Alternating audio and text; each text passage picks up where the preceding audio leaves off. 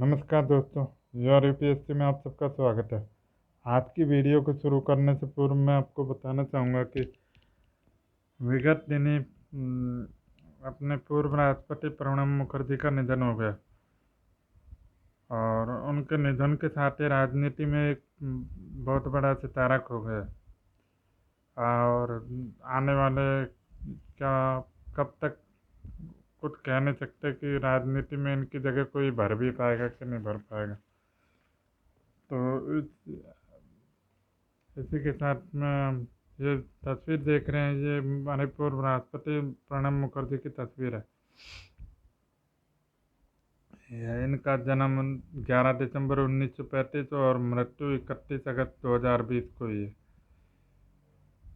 अब इस वीडियो की शुरुआत के पहले हम इसके आज का कोट देख लेते हैं। जिंदगी में किसी को से अपनी तुलना मत करो, क्योंकि चांद और सूरज की तुलना किसी से नहीं की जा सकती, क्योंकि वह अपने अपने समय पर ही चमकते हैं। अब इसी के साथ हम वीडियो को शुरुआत करते हैं। तो वीडियो को शुरुआत करने से पहले हम देखेंगे कि इसके बारे में हम बात कर रहे हैं रेल मंत्रालय के बारे में। रेल मंत्रालय के अंतर्गत आने वाले रेलवे बोर्ड को भारत का सबसे बड़ा सार्वजनिक उपकरण कहा जाता है और रेल मंत्रालय का स्लोगन है रेलवे का स्लोगन है राष्ट्र की जीवन रेखा। और रेल मंत्रालय का काम क्या है? रेलों का निर्माण और उसकी परिवहन को नियंत्रण करना। और ये भारत सरकार का महत्वपूर्ण मंत्रालय है। इसका मुख्यालय किधर है? रेल भवन, ये दिल्ली में है इसका मुख्यालय। और दिल्ली से पूर्व इसका मुख्यालय था कोलकाता में। इसकी सहायक कंपनियां भी देख लेते हैं हम। भारतीय रेलवे बोर्ड, भारतीय रेलवे भर्ती बोर्ड और इनकॉन इंटरनेशनल इसकी सहायक कंपनियां हैं। वर्तमान में रेल मंत्री पीयूष गोयल हैं और वर्तमान में रेल राज्य मंत्री सुरेश आंगड़ी है, जिनकी इन दोनों की तस्वीर आपको दिखा देता हूँ। यहाँ आप सामने तस्वीर देख पा रहे हैं, अपने वर्तमान रेल मंत्री की तस्वीर है, पीयूष गोयल साहब की। और ये आप तस्वीर देख पा रहे हैं, ये हमारे रेल राज्य मंत्री सुरेश आंगड़ी की फोटो है। अब इसी के साथ हम आगे देख लेते हैं पीयूष गोयल के बारे में। एक भारतीय जनता पार्टी के राजनेता हैं ये, और भारत में वर्तमान में रेल मंत्री और कोयला मंत्री दोनों प्रमुख भारत सरकार के प्रमुख मंत्री है दोनों मंत्रालय में। और इनका जन्म वगैरह 1964 में 13 जून। और इसी के साथ में आगे हम बात करते हैं सुरेश आंगड़ी के बारे में।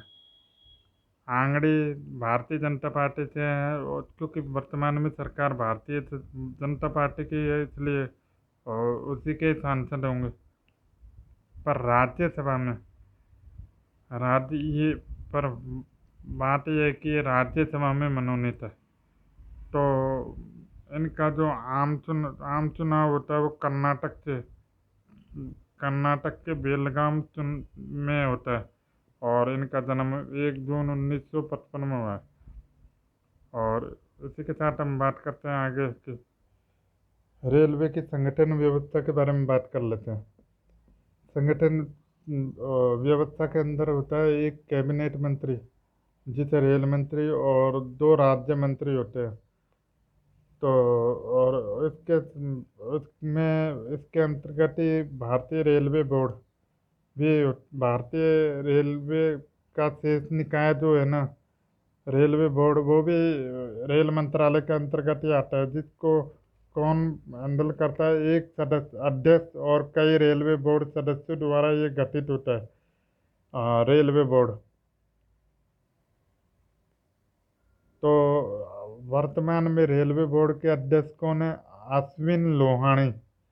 अब इसी के चार्ट में भी आप देख पा रहे हो कि संगठन व्यवस्था में रेल मंत्री, रेल राज्य मंत्री, फिर रेलवे बोर्ड। रेलवे बोर्ड का अध्यक्ष आपको बता चुका हूँ, जिसके अंतर्गत कई बोर्ड सदस्य कार्यरत है।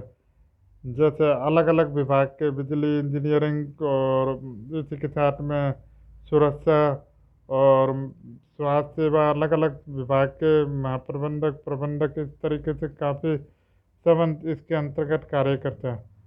तो इसी के साथ आप आगे की बात करते हैं तो हम देखते हैं एक तो हम देखते हैं कि जो रेलवे बजट था वो पूर्व में अलग अलग होता था। रेलवे बजट और वो आम बजट एक साथ होते थे पूर्व में। फिर 1924 के बाद में उनको अलग अलग कर दिया गया। 1924 से आम बजट और रेलवे बजट अलग अलग हुए और उसके बाद में वर्तमान में 2019 में इनको दोबारा से आपस में जोड़ दिया गया है। मतलब आम बजट में ही रेल बजट को शामिल कर लिया गया है। तो अब इसी के साथ में हम रेलवे के फैक्ट के बारे में देख लेते हैं। कुछ भारतीय रेलवे के कुछ महत्वपूर्ण तथ्यों के बारे में देख लेते हैं। सबसे पहला, भारत रेल का आरंभ कब हुआ था? 1853 में। भारतीय रेलवे का राष्ट्रीयकरण कब हुआ? 1950 में। विवेक एक्सप्रेस भारत की सबसे लंबी दूरी तय करने वाली रेल है।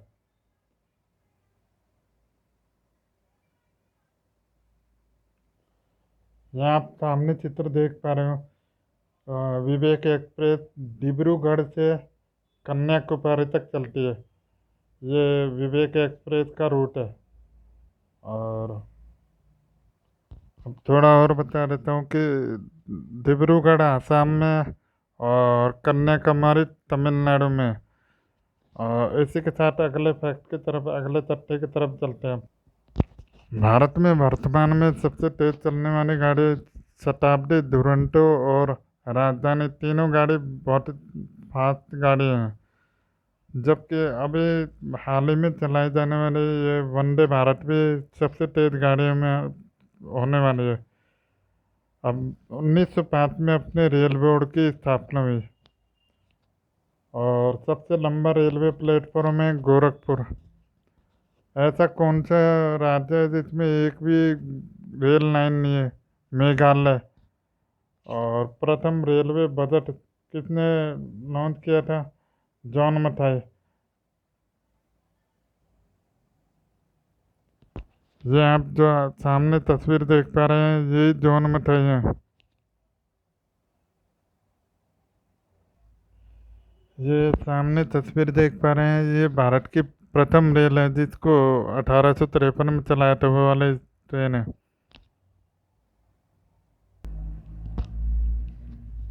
भारत में रेल लाइन बिछाने का श्रेय किसको दिया जाता है? लॉर्ड डलहौजी को, जो गवर्नर हैं। और 16 अप्रैल 1853 को पहली ट्रेन चलाई गई थी, जो मैंने अभी आपको फोटो भी दिखाई है। और ये बात मैं आपको बता चुका हूँ। 1924 में रेल बजट सामान्य बजट से अलग हुआ और वर्तमान में वापस 2019 में इन दोनों, मतलब आम बजट में ही रेल बजट को शामिल कर लिया गया है। और भारत और पाकिस्तान के मध्य चलने वाली कौन सी ट्रेन है? समझौता एक्सप्रेस। ये आप ट्रेन देख पा रहे हैं ये भारत और पाकिस्तान के बीच में चलने वाली ट्रेन है। ये जो कि अटारी से लाहौर के बीच में चलती है। भारत और पाकिस्तान के मध्य समझौता एक्सप्रेस चलती है, जो कि अब फिलहाल बंद कर दी गई है।